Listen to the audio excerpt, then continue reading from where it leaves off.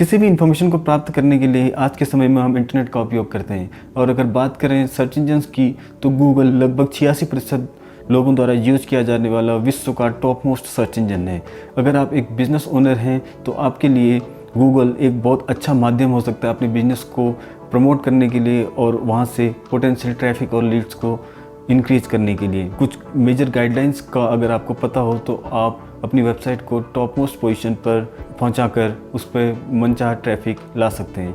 तो आज मैं बात करने वाला हूं उन्हीं मेजर अपडेट्स के बारे में, मेजर गूगल के एल्गोरिथम्स के बारे में, जिनके बारे में आप जानकर अपनी वेबसाइट को टॉप मोस्ट पोजीशन पर पहुंचा सकते हैं। तो आइए शुरू करते हैं।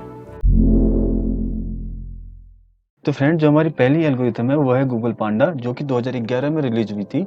इसका जो मेन ऑब्जेक्टिव था वो ये था कि यूनिक कंटेंट वाली वेबसाइट को SERP पे प्रमोट करना और जो डुप्लीकेट कंटेंट वाली वेबसाइट है उनको SERP पे डिमोट करना।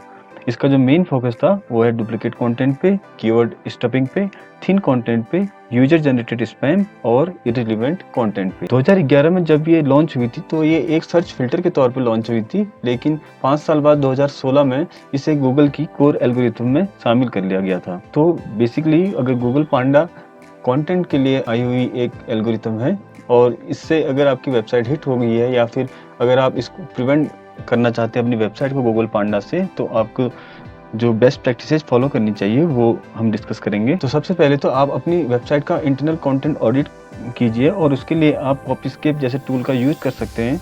वहाँ पर आप अपनी वेबसाइट को अगर फेच कराते हैं तो वो आपको बताएगा कि आपकी वेबसाइट पे इतना % कंटेंट जो है वो डुप्लीकेट कंटेंट है और इतना % कंटेंट जो है वो ओरिजिनल कंटेंट है। तो आप उसको फिल्टर आउट करके वहाँ पर आप अपने डुप्लीकेट कंटेंट को या तो रिमूव कर सकते हैं या फिर वहाँ पे कंटेंट ऑप्टिमाइज कंटेंट लिखकर उस वेबसाइट पे ऐड ऑन कर सकते हैं। और उसके बाद आप अपनी गूगल का जो सर्च कंसोल है उस पर आप अपनी वेबसाइट को फेच कराइए और आप अच्छे रिजल्ट्स पाएंगे। तो उसके बाद जो हमारी दूसरी जो एल्गोरिथम है वो है गूगल पेंगुइन, जो कि 2012 में लॉन्च हुई थी। इसका जो मेन फोकस था वो था लिंक्स पे।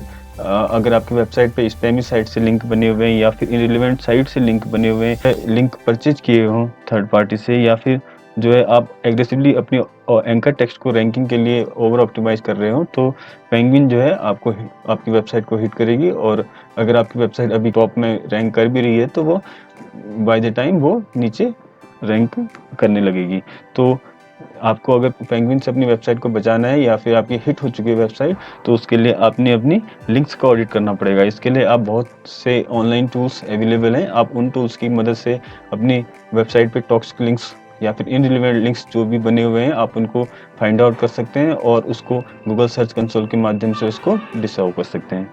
तो इस तरह से आप गूगल पेंगुइन से अपनी वेबसाइट को बचा सकते हैं। ये दोनों ही गूगल पांडा और गूगल पेंगुइन काफ़ी गूगल की कोर एल्गोरिथम में है, तो आपने इन दोनों चीज़ों का ख्याल रखना ही है अपनी वेबसाइट पे। नंबर 1 कंटेंट और नंबर 2 लिंक्स। उसके बाद जो हमारी तीसरी जो मेजर एल्गोरिथम है वो है EMD, एग्जैक्ट मैच डोमेन के लिए आई हुई अपडेट थी है। जैसे कि ये EMD की अगर हम बात करें तो ये एक हिसाब से ये पेनल्टी नहीं थी, लेकिन अगर आप for the sake of ranking के लिए आप एग्जैक्ट मैच डोमेन का यूज़ कर रहे हैं और उस पर आप कंटेंट नहीं पुट कर रहे हैं, तो ये अपडेट की वजह से आपकी वेबसाइट डाउन रैंक होगी सर्च इंजन पे। तो इससे बचने के लिए आपने अपनी वेबसाइट पे कंटेंट जो है उसको अच्छी तरह ऑप्टिमाइज करके लॉन्ग फॉर्म कंटेंट का यूज़ करना है और नॉलेज बेस क्रिएट करना है, ताकि जो यूजर एक्सपीरियंस है आपका वो ख़राब ना हो और जो एग्जैक्ट मैच डोमेन जो अपडेट है उसकी वजह से आपकी वेबसाइट को कोई हार्म ना हो। उसके बाद जो 2012 में आई हमारी जो चौथी अपडेट है वो पायरेट अपडेट। ये थी बेसिकली कॉपीराइट वायलेशन के लिए, और ये उन वेबसाइट को डाउन रैंक कर रही थी जो कॉपीराइट जो कंटेंट है उसको अपने वेबसाइट पे यूज़ कर रहे थे। तो इससे अगर आपने बचना है तो आप जो कंटेंट जो यूज़ कर रहे हैं अपनी वेबसाइट पे वो कॉपीराइट ओनर से परमिशन लेकर ही करें। उसके बाद जो हमारी पांचवी एल्गोरिथम है वो है हमिंगबर्ड, और इसका जो मेन फोकस था वो लॉन्ग टेल कीवर्ड्स पे था और जो अनफेमिलियर सर्च क्वेरीज जो होती हैं उनके लिए था। और बेसिकली इसको यूज़र एक्सपीरियंस को और बेहतर करने के लिए बनाया गया था। और अगर हम इसकी बात करें हमिंगबर्ड की, तो इससे अगर आपने बेनिफिट उठाना है इस अपडेट का, तो आपने अपनी वेबसाइट पे जो LSI कीवर्ड्स हैं या फिर लॉन्ग टेल कीवर्ड्स हैं और उनको अपनी वेबसाइट पे पुट करना है, ताकि वो मीनिंगफुल कंटेंट में दिखे और जो यूजर की इंक्वायरी है वो उस पेज पर सॉल्व हो। इसके लिए आप TF-IDF एनालिसिस कर सकते हैं और वहाँ पे अपने वेबसाइट को चेक कर सकते हैं कि आपका जो वेबसाइट का कंटेंट है या वेब पेज का कंटेंट है वो कितना रिलेवेंट है यूज़र की इंक्वायरी के हिसाब से। और TF-IDF की अगर बात करें तो इसके लिए अगर आप चाहें तो मैं कमेंट बॉक्स में टाइप कर सकते हैं, मैं इसका एक एडिशनल एक और वीडियो बना दूँगा। तो TF-IDF जो बेसिकली होता है वो होता है term frequency inverse document frequency के लिए, और ये बहुत ही आज की डेट में बहुत ही इम्पोर्टेंट है अगर आप अपने कंटेंट को और अच्छा बनाना चाहते हैं और अपने कंटेंट को रैंक कराना चाहते हैं सर्च इंजन पे। उसके बाद जो है आपका पिजन अपडेट जो आई थी, इसका जो मेन फोकस था वो था कि जो अथॉरिटी और वेल ऑप्टिमाइज्ड वेबसाइट हैं उनको लोकल सर्च रिजल्ट्स पे ऊपर दिखाना, ताकि जो सर्चर है या कस्टमर है जो आपकी सर्विसेज से रिलेटेड सर्च कर रहे हैं वो उन पे लोकल रिजल्ट जो है ऊपर दिखाई दें। तो अगर हम बात करें इन अपडेट्स की, तो आपको अगर इस अपडेट से फ़ायदा उठाना है और अपने लोकल कस्टमर की इंक्वायरीज को और वेबसाइट के थ्रू इंक्रीज करना है, तो आपको जो है जो आपकी जो लोकल डायरेक्टरीज हैं उन पे अपनी वेबसाइट को लिस्ट कीजिए और अपने जो नेम एड्रेस और फ़ोन नंबर है उसे आप कंसिस्टेंट रखिए, ताकि आप जो है लोकल डायरेक्टरीज में ऊपर रहें, गूगल सर्च रिजल्ट्स में ऊपर रहें और गूगल मैप्स पे भी ऊपर दिखाई दें। उसके बाद दोस्तों आई थी आपकी फ्रेड अपडेट, और इसका जो मेन फोकस था वो था एग्रेसिव मोनेटाइजेशन पे, मिसलीडिंग और डिसेप्टिव एड्स पे, और जो यूजर एक्सपीरियंस के बैरियर हैं उनके लिए, और जो मोबाइल कंपेटिबिलिटी और थिन कंटेंट के लिए, उन सभी चीज़ों के लिए गूगल की ये फ्रेड अपडेट आई थी। तो इसका जो बेसिक जो फंडा था वो ये था कि आपको for the sake of money यानी कि मोनेटाइजेशन के लिए सिर्फ आप अपनी वेबसाइट पे जो ऐड हैं उनकी प्लेसिंग को ख़राब ना करें जब, और यूजर एक्सपीरियंस को बनाए रखें। जो तो अगर आप यूजर एक्सपीरियंस को बनाए रखते हुए अपनी ऐड की प्लेसिंग करते हैं तो आपको कोई डरने की ज़रूरत नहीं है। अगर आप ऐसा करते हैं तो आप ऑटोमेटिक आपकी वेबसाइट डाउन रैंक हो जाएगी। उसके बाद दोस्तों आई थी आपकी मोबाइल फ्रेंडली अपडेट। जैसा कि आपको पता है कि मोबाइल पे जो है जो सर्च ट्रैफिक होता है, यानी कि जो यूजर जो सर्च करते हैं उनका परसेंटेज डेस्कटॉप की अगर अनुपात में बात करें तो बहुत ज़्यादा है। तो किसी भी वेबसाइट का मोबाइल फ्रेंडली होना बेहद ही आवश्यक है। तो इसका जो मेन फोकस था वो था कि मोबाइल फ्रेंडली आपकी वेबसाइट है या नहीं है। अगर है तो वो जो गूगल जो है वो अपने सर्च इंजन पे आपकी वेबसाइट को ऊपर की तरफ रैंक करेगा, अगर नहीं है तो वो नीचे की तरफ करेगा।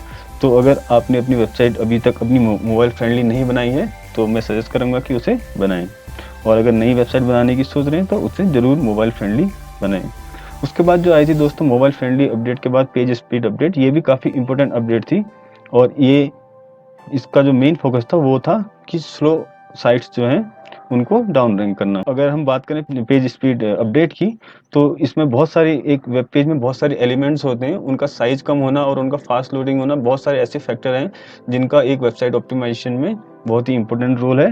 अगर आप पेज स्पीड आप अपनी वेबसाइट की चेक कर सकते हैं, बहुत सारे ऑनलाइन टूल आपको मिल जाएंगे, जैसे कि गूगल का खुद का गूगल पेज इनसाइट टूल, और एक आप यूज़ कर सकते हैं GT मैट्रिक्स, वहाँ पे अपनी वेबसाइट का इंटरनल ऑडिट कर सकते हैं, और वेब पेज स्पीड के जो बैरियर हैं जो उसको रोक रहे हैं और जो लोड होने में टाइम लगा रहे हैं उनको आप चेक करके आप सही कर सकते हैं। तो अगर हम बात करें इसके फैक्टर्स की, तो जो 9 जो इम्पोर्टेंट फैक्टर हैं जो वेब पेज की स्पीड को निर्धारित करते हैं, तो उनमें से जैसे आपको जो लैंडिंग पेज रीडायरेक्ट्स हैं उनको अवॉइड करना चाहिए। अपनी जो पूरा फाइल्स का साइज़ है, आपकी वेबसाइट की वेब पेजेस का जो साइज़ है उसको आपने कंप्रेस करना चाहिए। रिस्पॉन्स टाइम आपके सर्वर का वो कम होना चाहिए। आप इसके लिए अपने सर्वर जो आप जहाँ से लिया हुआ है आप वहाँ पे भी बात कर सकते हैं। कोई कंटेंट मैनेजमेंट सिस्टम यूज़ कर रहे हैं तो वहाँ पे आप थर्ड पार्टी कैच जो प्लगइन होता है उसका यूज़ कर सकते हैं, ताकि आपकी जो कैचिंग हो वो इम्प्लीमेंट करने से आपकी वेबसाइट की स्पीड जो है थोड़ी इम्प्रूव हो। और जितने भी आपके रिसोर्सेज होते हैं वेबसाइट में, HTML है, CSS है, जावास्क्रिप्ट है, ये सब चीज़ों को आप मिनिफाई कीजिए। अपनी इमेजेस को ऑप्टिमाइज़ कीजिए, CSS की डिलीवरी को ऑप्टिमाइज़ कीजिए, और जो विजिबल कंटेंट है उसको प्रेफरेंस दीजिए, और जो रेंडर ब्लॉकिंग जावास्क्रिप्ट है उनको अपनी वेबसाइट से रिमूव कीजिए। तो इन सब चीज़ों पे अगर आप ध्यान रखेंगे तो आपकी वेब पेज की स्पीड मोबाइल और डेस्कटॉप दोनों ही चीज़ों पे उसके बाद अगर आपको CMS या इम्प्रूव होगी और आपकी वेबसाइट अच्छा रैंक करेगी सर्च इंजन पे। तो ये कुछ मेजर गूगल अपडेट्स थी जिनके बारे में मुझे लगा कि आप सभी को जानना बेहद आवश्यक है। इसके अलावा हर वर्ष बहुत सारी एल्गोरिथम अपडेट आते रहती हैं, लेकिन ये कुछ मेजर अपडेट्स थी, और अगर इनके बारे में और भी डिटेल में आप जानना चाहते हैं तो नीचे कमेंट बॉक्स में कमेंट कीजिए, और इस वीडियो को लाइक कीजिए और इस चैनल को सब्सक्राइब करना ना भूलिएगा, ताकि आपको डिजिटल मार्केटिंग और मार्केटिंग की और भी जानकारी आपके पास पहुंचती रहे। धन्यवाद।